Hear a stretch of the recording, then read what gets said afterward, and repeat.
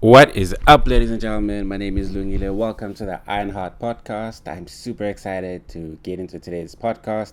Today's podcast is about my day-to-day rules of running a production company. This is part one. I will also have a part two that is more detailed and more specific. Okay, so today we're going to be talking about running a production company, how I've been running my production company for the last year, what I've learned, and things that I've been learning to do. Okay.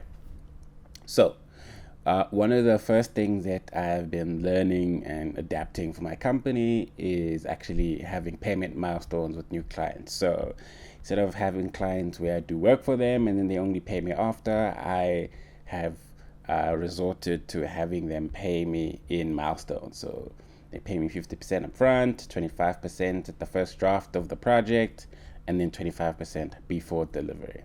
The reason I do this is because I've had so many situations where clients like break their trust and they don't want to pay, and it becomes such an ugly experience. It was a hard lesson I had to learn in order to put this rule into my contracts. But yeah, I've tried to be like very nice and give people chances and trust people. But I think the more you trust new clients, you're sort of putting yourself at like a risky situation. So this is something that I've learned the hard way. I'm still struggling with it now. Okay, but I think it's the right way to do things. The second thing that I've learned is that like when you run a production company, you need a lot of hard drives. So you need a lot of space, and you need a lot of hard drives because sometimes you work on a project and you deliver it, and whether it's a shoot or a docu or whatever, and then you still have to keep it for like at least 3 or 4 months because a client can always come back a few months later and say, hey, remember that project, can you please export it and send it to us? So hard drive space is a really big problem. Bigger production companies have servers, but having a server as a solo production company owner is super expensive. Like having a server costs around 100K. So the ideal way is to buy as many hard drives as possible while you save, and eventually you'll get yourself a server where you can keep all your projects. Because some projects are like 200 gigs, some of them are like 100, like a terabyte. So yeah, hard drive space is a really hardcore issue. Another thing that I've been learning is prospecting. So constant prospecting, always looking for new clients, reaching out to new people, going to networking events. So, because you're running a company and you have to always be selling, you always have to be reaching out to people. At a point, I told myself I would reach out to 33 people a day, each and every day. So I think that kind of amounts to 200 people a week. But you just have to do it consistently, no matter how busy you are, so that you're always having new work and new clients coming in. So this is something that you have to do all the time. Something I also did is hire a business coach. She's really great. She helped me a lot when I was struggling with my business and my confidence, and when I was talking to her. This was like a game changer for me. So having a business coach really helps you put things into perspective, because you need a therapist for your business, and you need to have a plan in terms of what you want to do and things like that. And having a business coach helps you like focus and have that vision, and it helps you solve your day-to-day things. Another thing I had to learn is to manage my cash flow. So just because I do a job and it pays a lot of money doesn't mean I get to blow all that money in one go.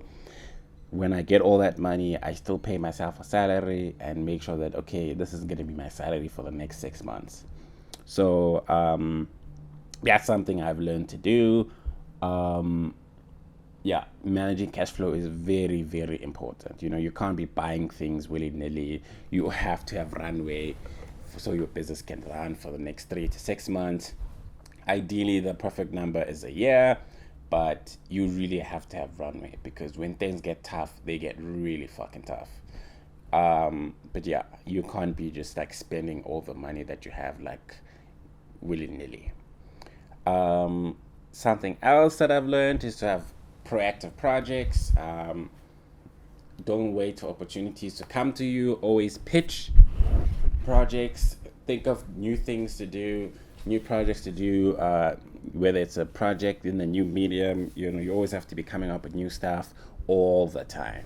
So this is very important because this can actually lead to very lucrative projects. Something else that you need to learn is, well, okay, I guess if you live in South Africa where we have a lot of power cuts and load shedding, is you need to have an inverter.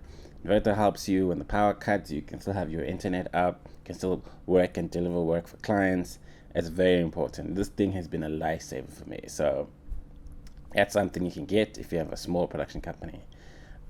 Something else that I've learned to do is to learn a lot about sales, because like sales is everything. The more you sell, the more business you get.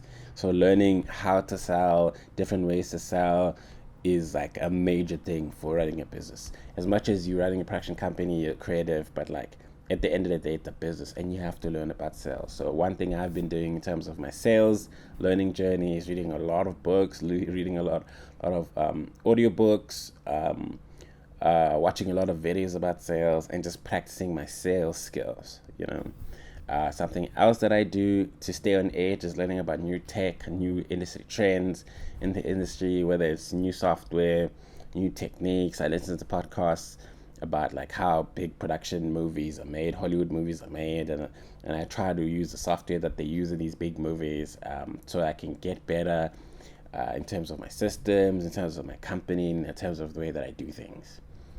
And another thing is to read business books a lot. Like, this doesn't sound like it belongs in this conversation, but like reading a lot of business books will help you with your business acumen, how to plan, how to have a vision, how to have sales, how to hire people, how to grow your company, how to scale your company. So this is really, really important. So yeah. So this is what you need to learn if you want to run a production company. These are the lessons that I've learned. I'm going to do a very in-depth part 2 after this, and hope you guys like it. And if you like this type of content, if you are watching this on YouTube, please comment, leave a comment, like, subscribe, and hit that bell button so you can be notified every time I drop a new video. And then if you're listening to this podcast on Spotify, please rate our podcast, share it with your friends. Maybe it might be helpful. And then if you're listening on iTunes, also please just give us a review. It will help us, and share it with your friends. Thank you so much. Cool.